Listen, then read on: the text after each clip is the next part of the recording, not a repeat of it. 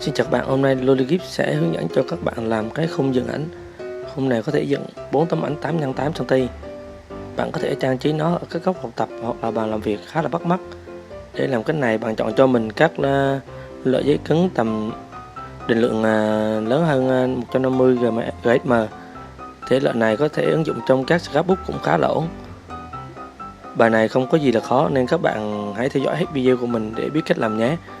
Các nguyên liệu thì mình có để link ở phía dưới. Các bạn nếu có nhu cầu mua thì cứ comment hoặc là liên hệ theo đường link phía dưới là được.